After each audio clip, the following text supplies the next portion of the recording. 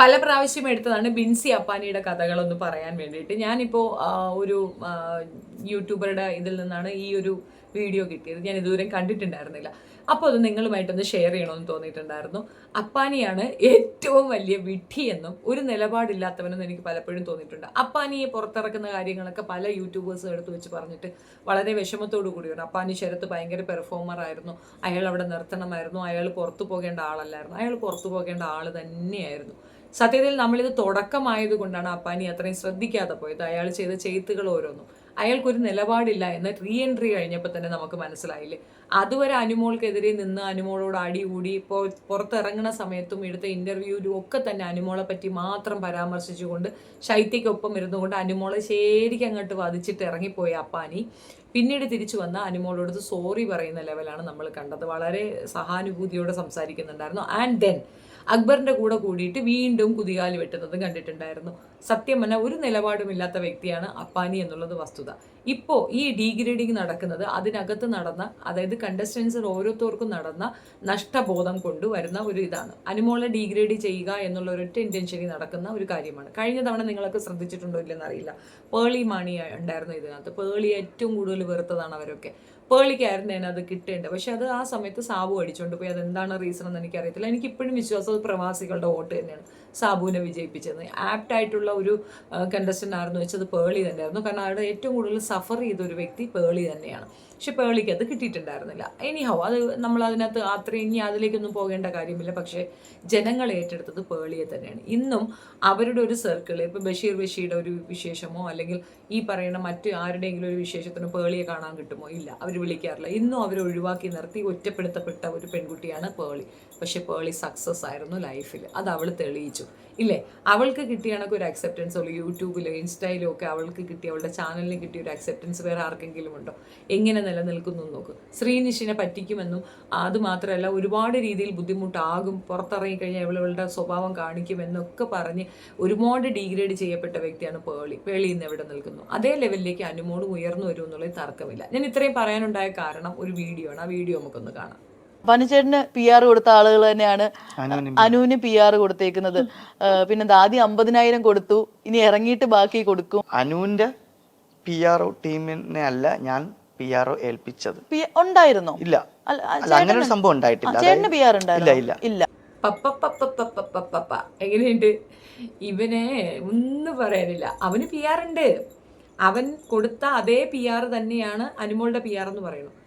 PR ഏർപ്പാടാക്കുന്നത് തെറ്റെന്ന് ഞാൻ പറയത്തില്ല. ആരും അത് പറയേണ്ട കാര്യമില്ല. PR ഏർപ്പാടാക്കുന്ന ഒരിക്കലും ഒരു തെറ്റല്ല. പക്ഷേ PR പ്രോപ്പറായിട്ട് വർക്ക് ചെയ്യണമെങ്കിൽ അതിനുള്ള കണ്ടന്റ് കൊടുക്കണം. ആ കണ്ടന്റ് കൊടുത്തത് അനുമോളാണ്. അതുകൊണ്ടാണ് വിനുവിന് അത് പ്രോപ്പറായിട്ട് ചെയ്യാൻ പറ്റിയത്. അപ്പാനി കൊടുത്ത ആള് വിനുവാണ്, ശൈത്യ കൊടുത്തത് വിനുവാണ്. ഇതൊക്കെ നമ്മൾ എങ്ങനെ അറിയുന്നത്? ഇവർ തന്നെ പറഞ്ഞിട്ടാണ്. അതായത് ഇവന്മാരുടെ അബദ്ധത്തിൽ കൂടെയുള്ള നാക്കുപിഴയിൽ കൂടെ നമുക്ക് കിട്ടിയ ഒരു സംഗതിയാണ്. അങ്ങനെ കൊടുത്ത ശേഷം പിന്നെ അതിനെപ്പറ്റി ഇരുന്നുകൊണ്ട് പരാതി പറയുകയും കംപ്ലൈൻറ്റ് ചെയ്യുന്നത് ഒരിക്കലും ശരിയായ നടപടിയല്ല.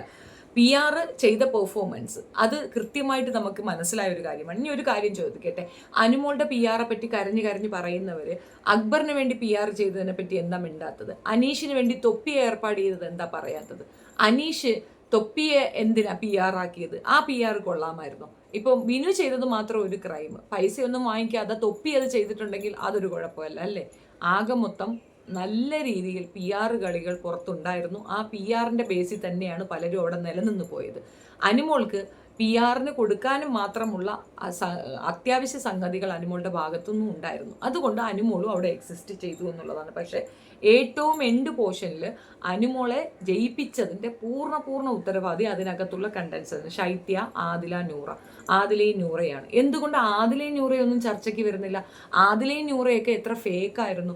ഒരാളെ താങ്ങി നിൽക്കുന്നതാണോ അവിടെ നിൽക്കേണ്ടത്? ഇൻഡിവിജ്വലായിട്ട് നിൽക്കേണ്ടടുത്ത് 2 പേര് ഒന്നിച്ച് നിന്ന് അവർ 2 പേര് പരസ്പരം സപ്പോർട്ട് ചെയ്ത് നിൽക്കുന്നത് കണ്ടിട്ട് നിങ്ങൾക്കൊന്നും പറയാൻ തോന്നുന്നില്ലേ? ഇവരെയൊക്കെ ഒഴിവാക്കിയിട്ട് അനുമോളെ മാത്രം ടാർഗറ്റ് ചെയ്യുന്നത് എന്താ അടിസ്ഥാനത്തിലാണ്? ഇന്നലെ പിന്നെ അനന്തു ചെയ്ത ഒരു ഇത് അതിനകത്ത് എനിക്ക് ബോധ്യപ്പെട്ടത് അനന്തു പർപ്പസ്ലി ഒരാളെ ടാർഗറ്റ് ചെയ്ത് കളിയാക്കുന്നതായിട്ടാണ് എനിക്ക് ഫീൽ ചെയ്യുന്നത്. കുറേ ഫേക്കായിട്ടാണ് ഫീൽ ചെയ്തത്. പക്ഷെ ഇന്നൊരു വീഡിയോ ഇട്ടിരിക്കുന്നത് വളരെ കൃത്യമാണെന്ന് തോന്നുന്നു, വിനുവിനെ ബേസ് ചെയ്തിട്ട്. കാരണം വിനു വായ്ത്താളം അടിച്ച് അവസാനം ഉള്ള വാല്യൂം കൂടെ കൊണ്ട് കളയുന്നതായിട്ടാണ് എനിക്ക് ഫീൽ ചെയ്തത്. എന്തിനാണ് ഇതൊക്കെ ചെയ്യാൻ പോകുന്നത്? ഒരു ജോലി ഏറ്റെടുത്തു, അത് നല്ലപോലെ മംഗളകരമായിട്ട് നടത്തി തീർത്തു, അവൾ ജയിച്ചു, അത് കഴിഞ്ഞു. പിന്നെ വായ്ത്താളം അടിച്ച് ഇല്ലാത്ത ഉള്ള വളയും കൂടെ കൊണ്ട് കളയുന്നത് എന്തിനാണെന്ന് മനസ്സിലാകുന്നില്ല. പിന്നെ വിനുവിനും പിന്നെ ഈ പറയുന്ന സായിയും തമ്മിലുള്ള ഒരു വീഡിയോ എടുത്തിട്ടിട്ട് റിയാക്ട് ചെയ്തിട്ടുണ്ട് നമ്മുടെ അനന്തു. അത് കറക്റ്റാണ്, കൃത്യമാണ്, രണ്ട് മണ്ടന്മാരാണെന്ന് തെളിഞ്ഞു, അത്രയേ ഉള്ളൂ. എനിക്ക് അങ്ങനെയാണ് അതിനകത്ത് മനസ്സിലായിട്ടുണ്ടായിരുന്നത്. എനിവേ, ഈ PR-കളുടെ ശക്തി കൊണ്ടാണ് അവിടെ ജയിച്ചതെങ്കിൽ നല്ലൊരു PR ആയിട്ട് നിൽക്കുന്ന തൊപ്പി കാരണം അനീഷ് എന്തുകൊണ്ട് ജയിച്ചില്ല? ആ PR-കൾക്ക് മുകളിൽ അനുമോൾ എന്ന വ്യക്തിക്ക് അത്രത്തോളം അക്സെപ്റ്റൻസ് ഉള്ളത് കൊണ്ടും അനുമോൾക്ക് വേണ്ടി ആളുകൾ നിലകൊണ്ടത് കൊണ്ടുമാണ്. അത് ഒരു വലിയ സത്യമാണ്. അത് മനസ്സിലാക്കാൻ കുറച്ചുകൂടെ മെനക്കെടുക. അതിനപ്പുറം ഒന്നും പറയാനില്ല. ഇവരാരും തന്നെ, ഇവർക്ക് ആർക്കും തന്നെ മനസ്സിലാവാത്തൊരു കാര്യമുണ്ട്, എങ്ങനെയാണ് അനുമോൾ ജയിച്ചത് എന്നുള്ളത്. അത് മനസ്സിലാക്കാൻ സിമ്പിൾ ഒരു ലോജിക്കേ ഉള്ളൂ. നിങ്ങൾ പോയി അതിൻ്റെ ആ ഷോ മുഴുക്കെ ഇരുന്ന് കാണും. നിങ്ങൾക്ക് ലൈവ് കിട്ടില്ല, പക്ഷെ എപ്പിസോഡ്സ് കാണാമല്ലോ. എപ്പിസോഡ് കണ്ടാൽ മാത്രം മതിയാകും എങ്ങനെയാണ് അനുമോൾ ജയിച്ചതെന്ന് മനസ്സിലാക്കാൻ. അത്രയ്ക്ക് സിമ്പിളാണത്. അത് പോയി കണ്ടാൽ മാത്രം മനസ്സിലാകും. ഇനിയും ഈ അസൂയയും കുശുമ്പും അവൾ ജയിച്ചതിലുള്ള കൊതിക്കറവും കൊണ്ട് വീണ്ടും ഇരുന്ന് അവളെ ഡീഗ്രേഡ് ചെയ്താൽ അവൾ വീണ്ടും വീണ്ടും പുരോഗതിയിലേക്ക് പോകും എന്നതിനപ്പുറം ഒന്നും പറയാനില്ല. ഉദാഹരണമാണ് പേളിയും പിന്നെ ശ്രീനിഷും. അവർ തമ്മിലുണ്ടായിരുന്ന ഇഷ്യൂവിലും ഇതുപോലെ തന്നെയായിരുന്നു. ആ കൂട്ടം മുഴുക്ക അത്രത്തോളം ആക്രമിക്കപ്പെട്ടതാണ്, അത്രത്തോളം ഉപദ്രവിച്ചതാണ് പേളിയെ. പക്ഷെ പേളി എവിടെ നിൽക്കുന്നു? എങ്ങനെ പേളി അത്രയും പൊസിഷനിലേക്ക് എത്തി? സോഷ്യൽ മീഡിയ ഒന്നടങ്കം അവൾ എങ്ങനെ കൈയടക്കി?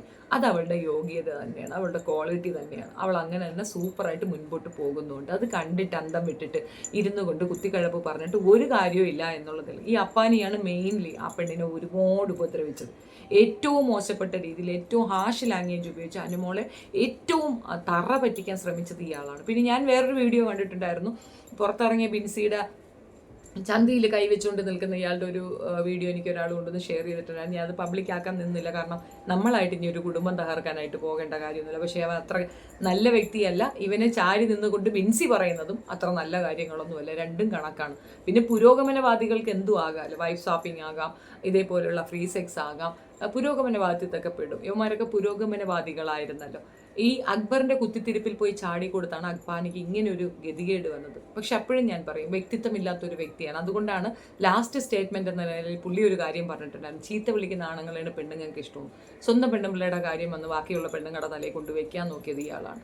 ഇതൊന്നും ശരിയായ ഒരു ഇതല്ല. ചെയ്ത തെറ്റ് മനസ്സിലാക്കി തിരുത്തി മാപ്പ് പറയേണ്ടടുത്ത് വീണ്ടും ആ പെണ്ണിനെ ഡീഗ്രേഡ് ചെയ്യാൻ ഇറങ്ങി നിൽക്കുന്ന ഇവരെയൊക്കെ സുഹൃത്താണെന്ന് അനുമോള് പറഞ്ഞുവല്ലോ എന്ന് ഓർക്കുമ്പം സത്യത്തിൽ ആ കുട്ടിയോടാണ് സഹതാപം മുഴുക്കെയുള്ളത്.